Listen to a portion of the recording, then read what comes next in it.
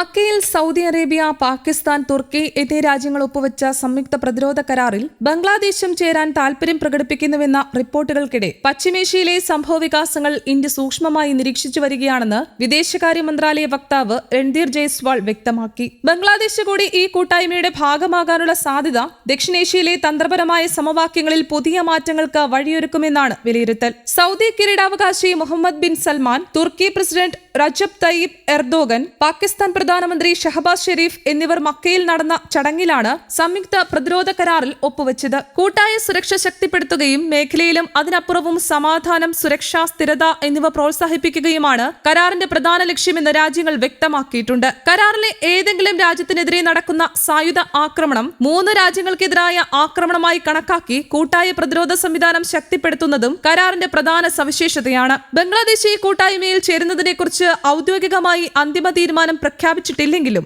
ധാക്കയുടെ സമീപനം സാധ്യത തള്ളിക്കളയാത്ത തരത്തിലാണ്. പ്രാദേശിക സഖ്യങ്ങൾക്കും തന്ത്രപരമായ സന്തുലിതാവസ്ഥയ്ക്കും പ്രാധാന്യം നൽകുന്ന വിദേശ നയമാണ് ബംഗ്ലാദേശ് പിന്തുടരുന്നതെന്ന് പ്രധാനമന്ത്രി റഹ്മാന്റെ വിദേശകാര്യ ഉപദേഷ്ടാവ് ഹുമയൂൺ കബീർ വ്യക്തമാക്കി. ബംഗ്ലാദേശ് ആദ്യം എന്ന നയത്തിന്റെ അടിസ്ഥാനത്തിൽ ദേശീയ താൽപര്യങ്ങൾക്ക് മുൻഗണന നൽകുന്ന സന്തുലിത വിദേശ നയമാണ് സർക്കാർ നടപ്പാക്കുന്നതെന്നും അദ്ദേഹം പറഞ്ഞു. സൗദി അറേബ്യ, പാകിസ്ഥാൻ, തുർക്കി എന്നിവ ഉൾപ്പെടുന്ന സാമ്പത്തികമോ പ്രതിരോധപരമോ ആയ കൂട്ടായ്മകളിൽ ചേരുന്ന കാര്യം ദേശീയ താൽപര്യങ്ങളും ആഗോള സമ്പദ് വ്യവസ്ഥകളിലെയും വ്യാപാര രംഗത്തെയും മാറ്റങ്ങളും പരിഗണിച്ചായിരിക്കും തീരുമാനിക്കുകയെന്നും കബീർ വ്യക്തമാക്കി. സൗദി കിരീടാവകാശിയുടെ ക്ഷണപ്രകാരം പ്രധാനമന്ത്രി റഹ്മാൻ റിയാദ് സന്ദർശിക്കാനുള്ള സാധ്യതയും ഈ സാഹചര്യത്തിൽ ശ്രദ്ധേയമാണ്. പാകിസ്ഥാനുമായുള്ള ഉഭയകക്ഷി ബന്ധം ശക്തിപ്പെടുത്താനുള്ള ശ്രമങ്ങളും ബംഗ്ലാദേശ് തുടരുകയാണ്. വ്യാപാരവും ജനങ്ങൾ തമ്മിലുള്ള ബന്ധവും മെച്ചപ്പെടുത്തുന്നതിനാണ് പ്രത്യേക ശ്രദ്ധ നൽകുന്നതെന്ന് ബംഗ്ലാദേശ് വ്യക്തമാക്കിയിട്ടുണ്ട്. ഇതാണ് ഇന്ത്യയുടെ ആശങ്ക വർദ്ധിപ്പിക്കുന്ന പ്രധാന ഘടകങ്ങളിലൊന്ന്. സൗദി അറേബ്യയുമായി ഇന്ത്യക്ക് അടുത്ത സാമ്പത്തികവും തന്ത്രപരവുമായി ബന്ധമുണ്ടെങ്കിലും പാകിസ്ഥാൻ ഇന്ത്യയുടെ പ്രധാന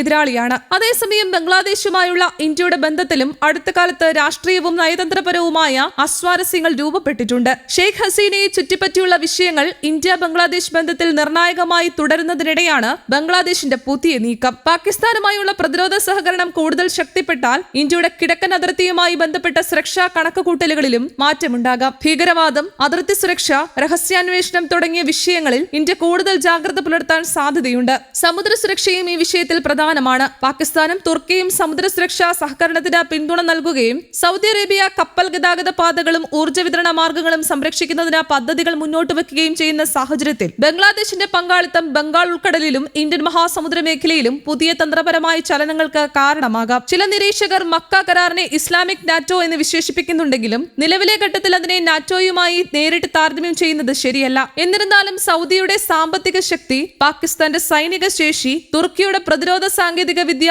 എന്നിവ ഒരുമിക്കുന്ന സാഹചര്യം ശ്രദ്ധേയമാണ്. ബംഗ്ലാദേശ് കൂടി ഈ കൂട്ടായ്മയിൽ ചേരുകയാണെങ്കിൽ പശ്ചിമേഷ്യയും ദക്ഷിണേഷ്യയും തമ്മിലുള്ള തന്ത്രപരമായ ബന്ധം കൂടുതൽ ശക്തമാകും. അതുകൊണ്ട് തന്നെ ബംഗ്ലാദേശിന്റെ തീരുമാനം ഇന്ത്യയുടെ അയൽരാജ്യ നയത്തിലും പ്രാദേശിക സുരക്ഷാ കണക്കുകൂട്ടലുകളിലും നിർണായക സ്വാധീനം ചെലുത്താൻ സാധ്യതയുണ്ട്. News desk, Kerala Kaumudi.